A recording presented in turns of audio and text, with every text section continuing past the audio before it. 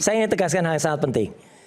1 jam sebelum siaran Rakyat Bersuara itu, ini sekaligus saya jawab ya, isu-isu atau hoax yang beredar, bahwa saya dan Dr. Tifa pecah, sama sekali tidak.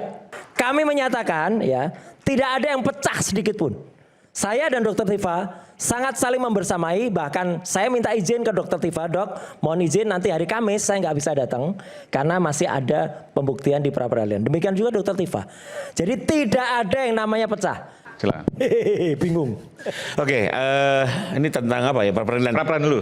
Jadi pertama untuk pra peradilan, kalau kami sendiri menghargai ya upaya hukum yang diajukan oleh rekan-rekan sejawat sebagai penasihat hukum tersangka, karena itu memang upaya hukum yang dianut oleh hukum acara pidana kita, dan itu adalah forum yang tepat untuk menguji. Ya. Jadi itu silakan saja untuk dilakukan. Sekalipun kalau kami berpandangan memang ini agak berlebihan. Ya, berlebihannya kenapa?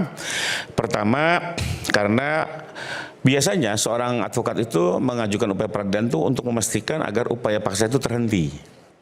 Artinya upaya paksa itu masih berlangsung.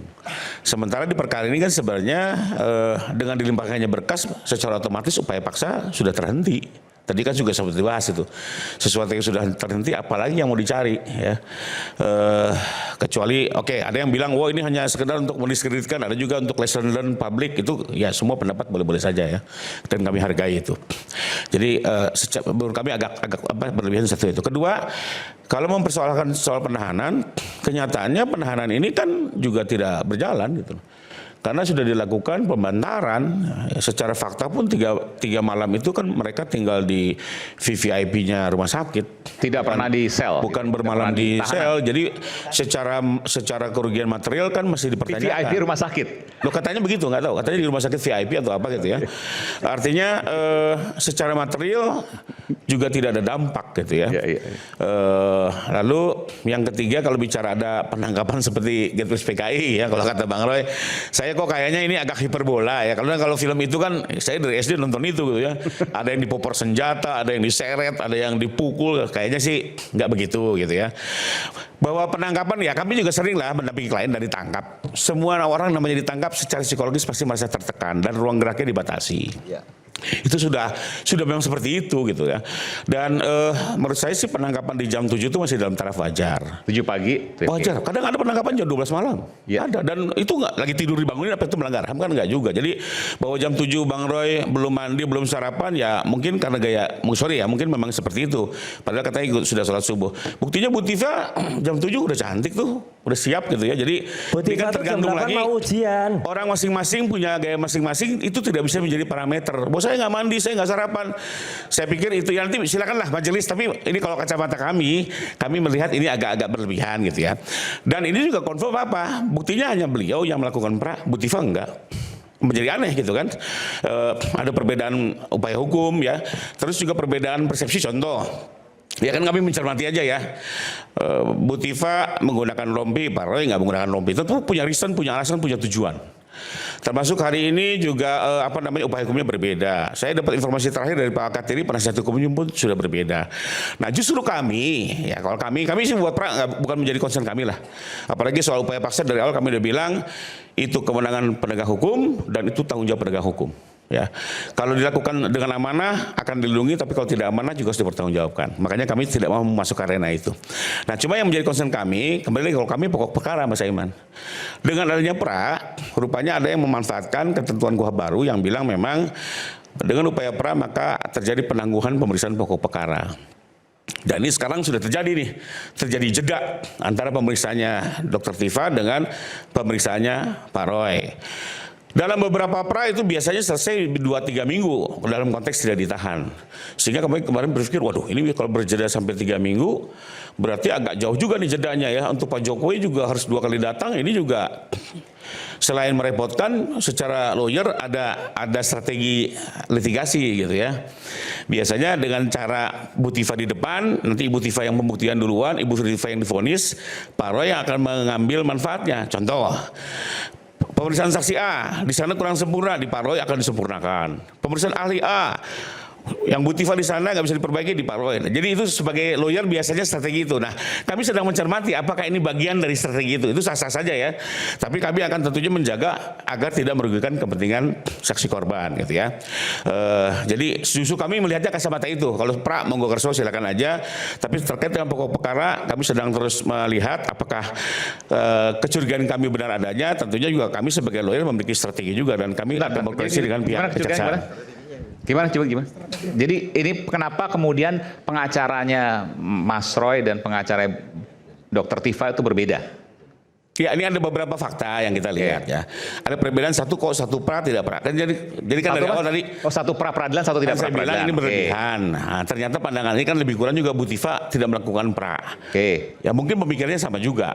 Tidak berlebihan, agak berlebihan kalau lihat pra. Jadi udah perbedaan cara pandang satu. Oke, satu. Kedua, waktu dalam proses di mana di Polda dan rumah sakit kalau kita lihat kan ada beda style juga nih. Ya. Pak Roy nggak mau pakai rompi, Bu Tifa pakai rompi. Oke. Berarti ada perbedaan alasan, tujuan yang hendak dicapai kan. Oke. Karena mereka ini kan orang pintar gitu ya. Semua tindak terduga tentu ada reason. Lalu yang ketiga, saya dapat informasi kemarin dari Pak Ketiri, tim penasihat hukumnya sudah berbeda nih. Tadi udah disampaikan juga berbeda. Nah, berarti kan ini udah beda strategi, beda cara. Oke. Nah, Jadi maksudnya pecah. oh bukan, beda cara. Beda cara. Nah, yang Tujuannya terpenting buat kami adalah jeda waktunya sudah jadi berubah. Nggak, tujuannya apa tapi kalau beda cara itu? Jeda waktunya berubah, itu hanya the way to do. Tapi jeda waktunya berubah, nah waktu berubah ini, ini bisa dimanfaatkan oleh tim lawyernya Pak Roy. Untuk? Ya, saya nggak tahu ya apakah ini menjadi Tahu reasonnya apa ya. ini? Kenapa? Nanti Ibu Tifa yang pembuktian di depan, Ibu Tifa yang divonis duluan, beliau di belakang, dengan catatan semua yang kurang-kurang di pemeriksaan yang pertama akan dirapihkan di belakang. Oke. Itu strateginya para lawyer. Tapi kembali lagi ya, ini kan, ini kan silakan. persepsi dan setiap lawyer pasti akan berpikiran seperti ini. Ya, jadi intinya kami karena udah kebuka duluan di sidangnya Dr. Tifa, kekurangan-kekurangan nanti dilapis kemudian disempurnakan di sidangnya Mas Roy. Betul. Misalnya melempar 5 pertanyaan, ternyata ada yang lupa. Nah, di belakang ini bisa rapi. Nah, jadi nanti banyak manfaat pembelaannya di Pak Roy, di Bu Tifa justru strategi tidak maksimal. Itu bicara strategi ya. Terus? Nah, tapi kembali lagi ya, kalau kami sah-sah aja. Itu strategi yang sah. Tapi tentunya kami juga akan mengantisipasi. Kami akan bekerja sama dengan teman-teman kejaksaan karena hari ini kan semua kepentingan hukum Pak Jokowi sudah diambil oleh jaksa. Kami akan berkoordinasi, akan mengingatkan tim jaksa bahwa ini seperti ada strategi seperti itu sehingga perlu kita imbangi agar paling tidak dalam persaingan kita harapkan adalah kebenaran akan terbuka, keadilan dapat diwujudkan dan seluruh permainan tidak bisa menggeser keadilan itu sendiri. Itu tujuan kami. Saya tambahkan sedikit. Nanti saya beri smart. Tapi saya ingin tanya gini, kalau sedemikian berarti ada di benak Anda bisa merugikan saksi korban dalam hal ini Pak Jokowi? Ya, tentunya. Tentunya dong. Di mana kemudian supaya publik juga tahu, di mana kerugian yang akan dialami oleh Pak Jokowi dengan strategi seperti ini versi Anda? Bahwa Dr. Tifa maju duluan, belakang disempurnakan oleh Mas Roy Suryo. Ya, harus datang. Nanti pertanyaan-pertanyaan akan lebih dimatangkan di sesi kedua. Artinya maksudnya begini, kerugiannya adalah hukumannya tidak sesuai dengan yang diharapkan atau gimana? Nah, bukan dari segi teknik pembuktian ya. Kalau hukuman kan menurut saya itu kan udah ranah kan artinya gini, kalau seandainya disempurnakan artinya bisa jadi tidak terbukti apa yang dilakukan Mas Roy dan kawan-kawan. Kalau ada penyempurnaan itu kan yang dikhawatirkan. Bukan Jadi itu. gimana? Bukan soal terbukti. Kalau terbukti tidak terbukti itu fakta. Mau apapun ilmunya ya fakta adalah fakta ya. Tapi maksud saya adalah teknik pendalamannya, teknik tanya jawabnya itu akan lebih dikomprehensifkan di sesinya Pak Roy sehingga pembuktiannya Pak Roy nanti bisa lebih maksimal dibanding pembuktiannya Ibu. Yang ujungnya adalah? Ujungnya ya nanti kembali ke fakta hukum yang bisa diambil oleh hakim. Tentunya bisa jadi berbeda. Meringankan atau bahkan mungkin bebas dan seterusnya. Menurut saya sih, saya berkeyakinan ya kalau untuk bebas kok kayaknya agak berat ya. Tapi paling tidak bisa lebih meringankan ya. Dan kembali lagi kalau untuk Pak Jokowi sebenarnya untuk pemidanan bukan concern beliau. Tapi beliau gini, lebih ini bayangan saya awam. Kalau seandainya memang ada fakta, mau seberapapun sempurna, kalau memang salah pasti salah. Yes, tapi kalau seandainya fakta, kalau memang benar, seberapapun disempurnakan, ya pasti memang benar. Artinya strategi itu bagi saya secara logika harusnya tidak perlu dikhawatirkan. Iya harus. Betul, tapi tetap perlu diantisipasi. Perlu diantisipasi ya. Karena ini kadang trik-triknya lawyer ya dalam beritigasi lah. Sebelum nanti Mas Refli juga akan sampaikan soal pembantaran itu. Saya ingin tegaskan hal yang sangat penting. 1 jam sebelum siaran rakyat bersuara itu, ini sekaligus saya jawab ya. Isu-isu atau hoax yang beredar. Bahwa saya dan Dr. Tifa pecah, sama sekali tidak. Kami barusan bertemu di salah satu rumah makan Bobrek. Ya, dan ada live YouTube beberapa di antaranya. Ada Roy Suryo update, Langkah update, Ugroseno Tribrata dan lain sebagainya ada di situ. Kami menyatakan ya, tidak ada yang pecah sedikit pun. Saya dan Dr. Tifa sangat saling membersamai, bahkan saya minta izin ke Dr. Tifa, Dok, mohon izin nanti hari Kamis saya nggak bisa datang karena masih ada pembuktian di pra-peradilan. Demikian juga Dr. Tifa. Jadi tidak ada yang namanya pecah. Tim hukum kami tetap kompak. Ya, TPDT di Bapak Alkatiri. Kemudian saya di bawah Tokham. Ada juga tim Troya yang dulu ada. Dan bahkan ini saya buka aja. Teman-teman yang tergabung dalam TAKA itu masih juga tetap untuk non litigasi. Jadi masih ada teman-teman. Bahkan ada beberapa dari sana yang pindah ke sini, dari sini pindah ke sana biasa. TAKA itu apa? TAKA itu tim anti tim advokasi anti kriminalisasi akademisi. Ya, di sana ada Mas Petrus, ada Ahmad Kosinudin, ada juga Mas Medi yang mau pindah ke sini, balik lagi ke sana. Ada, nggak apa-apa. Itu namanya sah-sah aja. Ya, teman-teman juga sama. Pendukungnya juga sama. Yang kata respon dibayar 100.000 itu. Ya, maka respon itu kita tunggu, mon. Datang sekali lagi. Ya, jangan pengecut. Ya. Udah pengecut, kalau enggak nanti kamu pakai pakai daster aja nanti untuk. Nah, satu lagi yang penting lagi. Kalau tadi Pak Rifai mengatakan bahwa itu strategi, enggak Pak Rifai. Ini adalah konsekuensi dari KUHP yang baru kan. Jadi ketika ada praper, ya pokok perkaranya harus nunggu. Dulu katanya kami ditantang, nih Bang Adi nih, ayo praper. Oke, kita sekarang mau praper Mas. Itu, jadi itu jadi artinya apa? Kalau itu konsekuensinya apa? Jokowi harus hadir 2 kali. Itu untuk membuktikan janji Jokowi. Katanya mau hadir saat sidang. Datang ayo. Jangan main Zoom. Jangan main Zoom, Pak Rifai. Maksudnya main Zoom apa? Dia nggak datang kemudian dia cuma pakai Zoom. Oke. Nggak bisa. Emangnya ini COVID pakai Zoom? Ya. Atau cuman nggak datang pakai berita acara sumpah. Kalau seandainya nanti akhirnya Pak Jokowi pakai Zoom, apa yang akan disampaikan? Oh, kita protes keras. Mundur, lebih baik mundur sidangnya. Harus datang. Dia janji kok. Saya mau hadir di sidang, tapi saya pakai Zoom. Nggak boleh. Dia kalau misalnya konsekuensinya Dr. Tifa duluan, ya dia harus datang dulu di Dr. Tifa. Andai kata dia nggak datang di Dr. Tifa, saya akan ikut tegaskan. Dr. Tifa harus gugur perkaranya. Iya, pelapornya nggak datang kok. Pelapor nggak datang, perkara bisa gugur? Bisa. Gimana?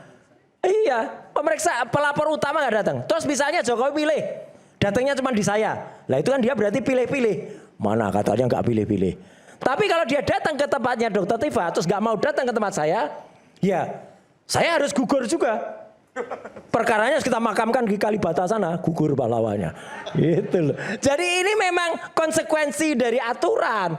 Maka cerdaslah dalam menjawab. Jangan kemudian asal berani atau asal ngomong yang enggak ada. Ini adalah hal yang baik. Dan di Indonesia kemarin juga sampai, ya mohon maaf, presenter senior kita Pak Karli Ilyas pun juga sempat mengatakan ada yang ditangkap tapi kemudian lepas. Ini pertama kali. Bukan lepas. Memang kami itu tidak mau ditriki oleh penyidik ketika seolah-olah dianggap ditahan. Yang dulu Mas Aiman mungkin ingat, kalau dulu biasanya kalau nggak ditahan, ya nggak ditahan di kejaksaannya. Contohnya Haris Fathia. Itu nggak ditahan, ya nggak ditahan. Sekelas Rasman pun itu juga nggak ditahan loh, ya kan? Sekarang ditahan ya sudah konsekuensinya lah gitu ya sana gitu. Tapi artinya itu nggak ditahan. Tapi di penyidik ditahan, di kejaksaan nggak ditahan, padahal dalam waktu yang sangat singkat itu nggak pernah terjadi sebelumnya. Tapi di penyidik memang kami itu nggak layak ditahan. Berkasnya sudah jadi P21. Apa alasan penahanannya? Nggak ada.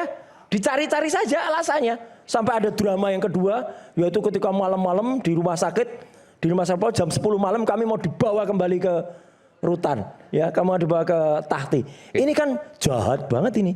Jadi nggak ada, jadi memang nggak ada penahanan gitu loh. Tapi untuk jelasnya soal bantar, mungkin Mas Refli bisa sampaikan tadi, yang soal pembantaran tadi. Ya. Oke, nanti setelah jeda ya. Setelah jeda. ya, Oke. oke. Sekaligus juga saya ingin bertanya secara detail. Bagaimana kemungkinan Pak Jokowi apakah akan hadir di sidang Dr. Tifa Kamis dan seterusnya nanti, dan juga Mas Roy, atau hanya sebatas Zoom? Respon saja nggak hadir, apalagi Jokowi di sini. Kita akan simak nanti. Isu hangat kadang makin penat, apalagi kalau tidak bisa mencerah dengan cepat. Jangan lupa secangkir kopi yang hangat dan nikmat untuk menemani kebersamaan dalam program Rakyat Bersuara. Bersama saya Aiman Wicaksono, saya akan kembali sesaat lagi.